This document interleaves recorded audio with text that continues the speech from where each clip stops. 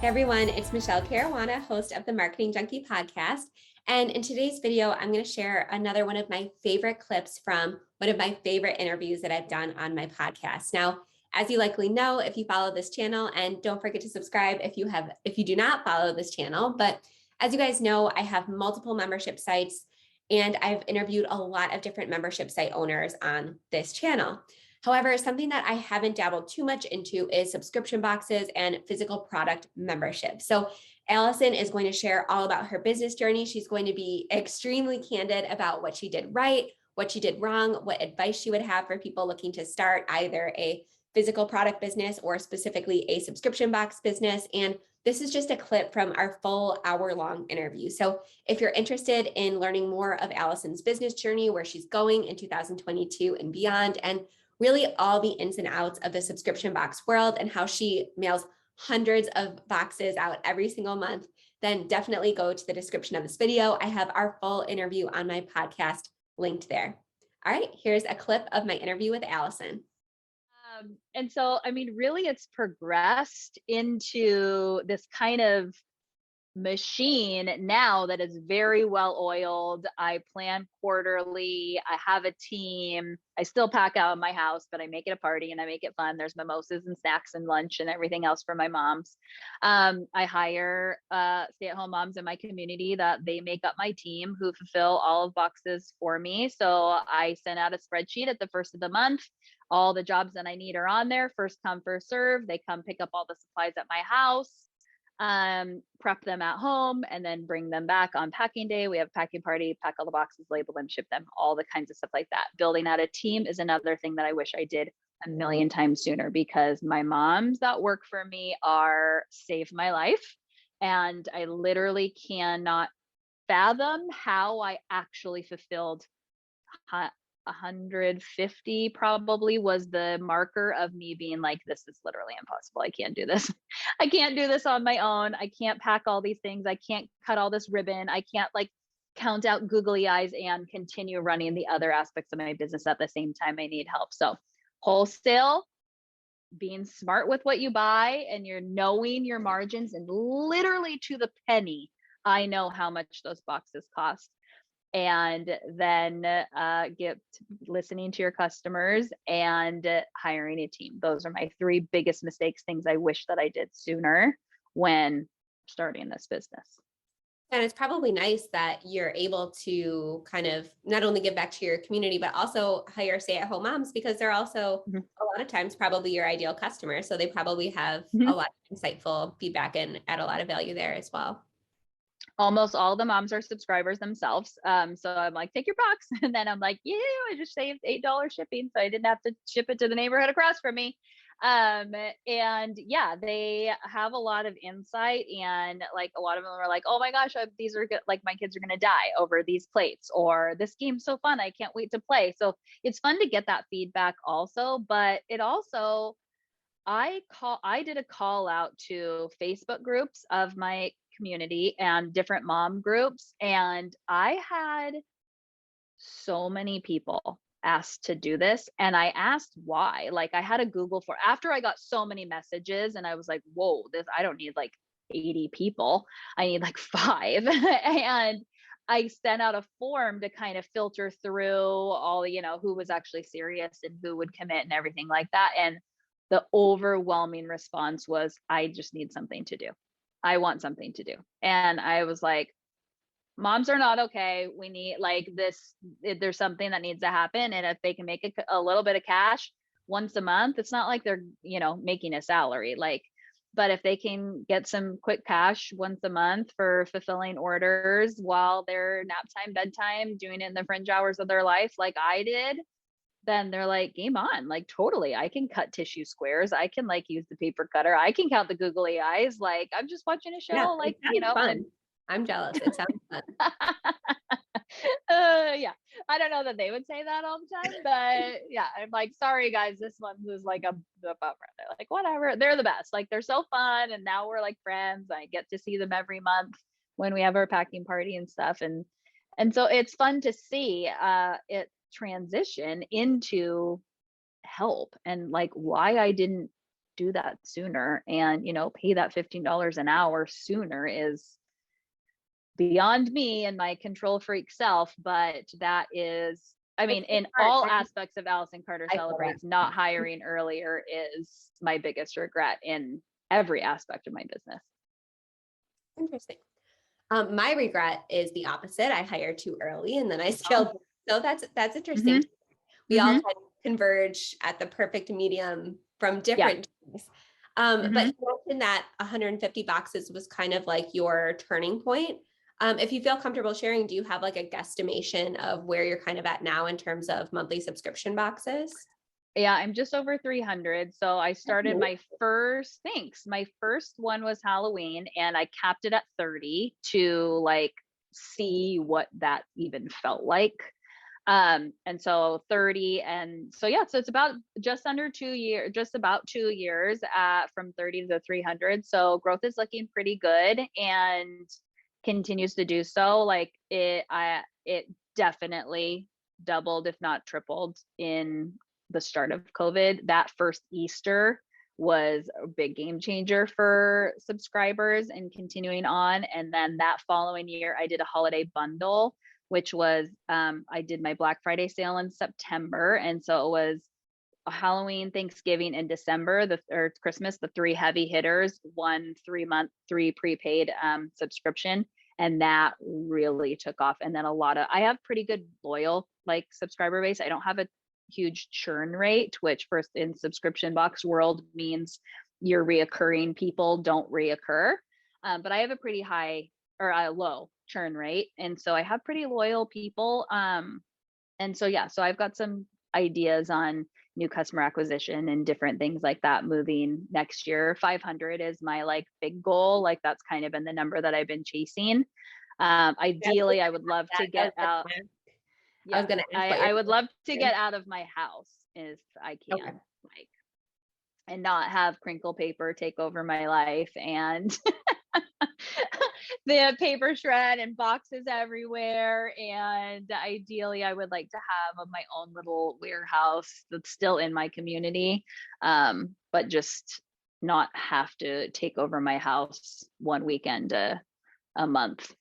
But for now, it's fine. That's a great goal. Is there anything else, any other aspect of your subscription box business that you're kind of focusing on in the coming year? Yes,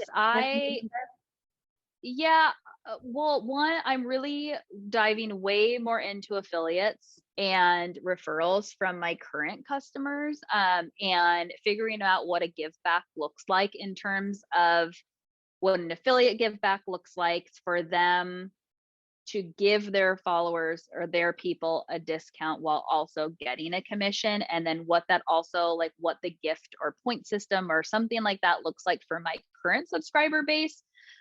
So that's coming, and that's still getting flushed out because subscriptions, like I said in the beginning, the margins are so tight. And so as much as I want a bigger customer base and I want to continue to grow, and I would love to be like the go-to holiday outsource for moms everywhere, because I truly believe in the product, I also need to continue having a profit margin on said product because the more you grow, the more money you spend, and the more that team grows, and the more other things come up, like new levels, new devils. So there's that aspect also. I always say more money, more problems, but I love new levels, more doubles. I like that. Yeah. So there's just that, there's that aspect, like when in the service side of my business, it's like the world is my oyster. Like I can coach people in so many capacities. Like there's so many different things that I can offer that have zero overhead when it comes to that side of my business, other than the event that I'm planning, which is like the most overhead I've ever spent my whole life. But the product side of my business, it's like, I am not somebody who does spreadsheets and bookkeeping and counting margins and the percentages and pennies. And you have to when you have that kind of business. And that was not something that I was prepared for. I didn't know how to the penny things had to be for you to really get a sense of how much money you're making each month, and each month changes because the boxes are all changing. And some months my margin's higher because for some grace of God, I get under a pound, which has only happened one time, but then my shipping goes down like $4, and that's huge when you're sending out 300 boxes.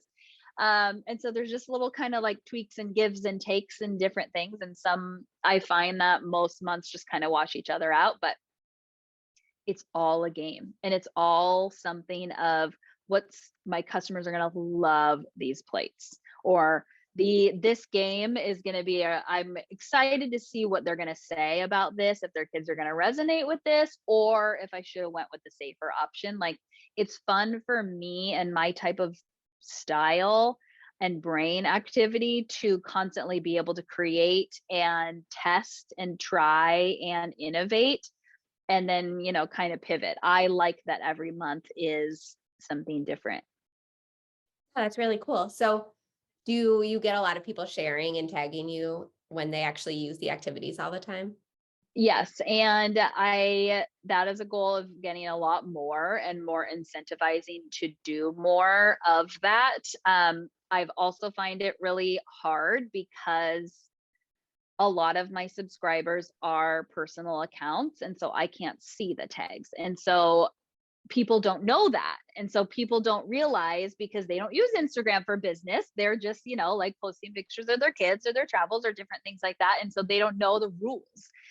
And so they don't know that when they're posting a picture, they're tagging me and I can't see it because they're a private account and I don't follow them. And so that's a hurdle that my team and I are trying to like noodle, and how, if I can follow them on Instagram or if I can see that more, because I probably have, 30% more social mentions than I even realize. And I just don't know of them because I can't see them. So I hate that about Instagram. That's my like biggest pet peeve with Instagram is I can't see who's sharing my stuff, and I can't see who's tagging. And I also can't see who's sharing anything unless they tag me. And that's another like really annoying aspect of just, like a regular mom at home. They don't know those things like business owners know. And so it's just kind of educating your following your customer base also on those things that they would never even think about. We struggle with that a lot as well. When at my brick and mortar facility, when people used to have birthday parties, they would post these amazing pictures and write-ups and Yeah. testimonials. And I would get to see like a glimpse of it thanks to Facebook, but I wouldn't be able to see like the full post because they were Yeah. private or we weren't friends. So Yeah. I totally get that as a business owner. So you have the subscription side of your business, you have the coaching side of your business. Do you still sell like individual party themes that aren't digital? Do Mhm. you sell like physical? No, nothing physical on the party side. The only physical product that leaves my house is the subscription box and anything that I have in my shop. So old inventory, old boxes get sold as like a one-off, not part of a subscription. So like Christmas boxes, like go get a Christmas box right now and it's not part of the subscription. Or like I have leftover reindeer plate packs. So like those are listed on my site. So like physical products like that they all have to do with unwrapped boxes. So a lot of my printable games or printable cards or printable activities, different things like that, digital downloads, those are all there. Parties, Pinterest is fully running the parties. I do very, very rarely do any marketing when it comes to that. I very rarely talk about it because there also comes to a point where you're exhausting your audience. And those are not as big as a revenue generator as boxes and coaching. And so I can't be talking about boxes and making reels on boxes and doing unboxings and you need to buy this damn box and then be like, oh, do you also want me to coach you? Like, it's too much. Like, I can't. And I also have a split audience. And so it's like a lot of my audience are just subscribers, moms that are like, I don't have a business, lady. And then some people are my subscribers who also have a business and, that I've coached and had in masterminds and different things like that. And so it's also kind of whatever. But I have found a lot of people say, like, why don't you separate them? And like, why haven't you made two different paths or gone all in or had like an account on Instagram just for boxes? And for me, I feel like I've created such a loyal customer base that are very much friends of mine. They feel like they know me. They've watched me renovate my house. They've watched me move without even having a house. They've watched me overcome so many things. They've watched me get that first feature in Martha Stewart and Oprah and like all these things. And I feel like me now adding coaching and helping other businesses, because I'm just a little further along and helping them, they like seeing that part of the journey. They like seeing that, like, wow, she's now like, planning this event for product-based businesses. And like, now we get to watch her like plan this event and see how she's going to pull it off. And it kind of is this rounded story of me just sharing my life and, building that know, like, and trust in all aspects.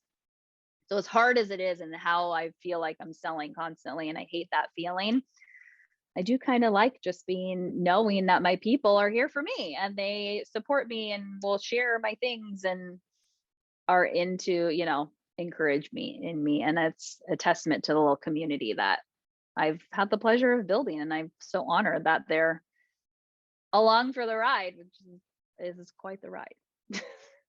Yeah, that's another kind of point where we diverge a little bit, because I originally had two completely different businesses. I did coaching, and then I sold courses, and I believe in 2020 at some point I converged them, because I felt the same thing that you did. Like the audiences were showing up to both places, and it was the same people in both places. And I felt like, well, my loyal followers are here. My loyal followers are also here. Like, why can't I just like simplify it for their experience? Because a lot of them would miss things if they missed a post from this channel, and they would comment on my other, like, hey, did you release a podcast this week? I'm like, yes, it's on my other account. So I combined them. I don't have time for that. Yeah. No, and they don't I can't create content twice like that. There's no way. Like, I'm already running this Instagram. Exactly. No, I'm running the product event Instagram and for like 2 weeks now. And I'm like, oh my God, I keep getting reel ideas and saving the audio to my ACC account. And then I go to make the reel on the Ultimate Product Party page, and the audio is like in my other thing. And then I don't know how to search for the audios. And so I'm like, this is too much. Like, this is annoying. Exactly. And I found that it was too much for my audience too. Like, they didn't want to have to sort through different channels and I still have 2 different YouTube channels, but that's because of the algorithm. But I provide my Instagram, I provide my website, everything's kind of in one place now. And everyone had nothing but positive feedback. So that's just kind of further validation that you're doing the right thing. Totally. As well. So you keep mentioning the in-person event that you are planning. So do you want to kind of explain what that is and who might be interested? Yeah, totally. So this product business has been such a ride, and it's so different than an online business. And I have been somebody, so I'll be 5 years in February. It's from starting Allison Carter Celebrates. And I've had so much happen in those 5 years. And the thing that constantly comes up in every course I take, in every event that I go to, is, can you give me some advice on how this could work for product? Like, I have a physical product. Like, could you tell me how this like email funnel would like benefit my product? And people are always like, our world is catered to, our online world is catered to service-based businesses, influencers, bloggers, online space. And it's like the product-based businesses, they're like the OG business owners. Like, they sell goods. And so they're so underserved. And so my good friend Kat and she owns a business called Kitty Meow Boutique. She's all stationery and paper goods and with such good style. She was in my mastermind last year, and we were in Nashville for the retreat that I took the girls on. And we were like, we're planning our own event for products. Like, it's too much. Like, what is the event that we want to plan? We both met each other at Alt Summit, which is a huge bloggers event. And we were like, we want this event to be work. We just both recently spoke at an event in Dallas, and it was like talk. And I was like, when I did my session on learning how to get on podcasts, it was I'm not taught, like, I'm doing a little blurb and then we're all working together because you're leaving this room with your pitch for a podcast written because you've been soaking up knowledge all day and you're going to go home and you're not going to do a damn thing. Like, you are going to be so fired up, but you're not going to know where to start. And so Kat and I are like, we need an event where there is actual work being done, workshops and action plans and work time and networking time, and inviting speakers that people actually have access to, that are not just like fancy pants that get on the stage and then go, like clock their time and then peace out. Like, you're only invited to speak at our event if you are agreeing to answer questions, be walking around, like attending these workshops, getting in the nitty gritty of these people's businesses, so they can really have a solid plan in scaling. So I'm super excited about it. It is May 11th and 12th in Scottsdale, Arizona, at the cutest venue that actually is an abandoned postal service center, which we thought was like so perfect because product-based businesses are always shipping out and we live and die by the postal service. So it was just kind of one of those little like meant to be places, but we're super excited about that. So that is called the Ultimate Product Party, and all the information is over there. But yeah, tickets are on sale and we're super stoked. I have a couple more questions about it because I'm good. I planned an in-person event. It was canceled because of COVID. And I'm exactly the same style as you. I wanted people to leave with work done. I didn't want it to be like a motivational type. Yes. No. So when you say it's for product-based business owners, do you mean subscription box business owners or any business owner with physical products? Yep, a physical product business. So as speakers, presentations and workshops and keynotes and stuff like that are rolling in, this for sure could be digital as well, but we are marketing it to a physical product, because whereas workshops in licensing, going wholesale, selling your product on multiple platforms, diversifying to a subscription product, if that makes sense, email marketing, like social media. So there's a lot of aspects that are very targeted to physical, but a lot of these things I've been thinking like, if I could totally be something for a digital product too. But like I said, I want it to be this small, it's not huge. It's not a huge event. It's like 80 to 100 people, because I want there to be those connections that are made. And I want people to actually have access to experts. And when you have hundreds and hundreds of people, that just, your sessions are too big. It can't work that way. And so, yeah, so yeah, I'm excited because it is this cool opportunity for people to bring their product, to showcase this product. And I do a lot of PR stuff. And so we're having like a pitch time where it's application only for people to pitch their product and get on stage and show their product, and then have this kind of like mini coaching session on stage with me and Kat and a couple other of the speakers, and really like, okay, here's the bottleneck and what do we need to do to unplug that sucker and, like scale this dang thing. So I'm really excited about that too. I'm excited to see as pitches get rolled in, and then I'm excited to be like, okay, here's how to make your pitch better.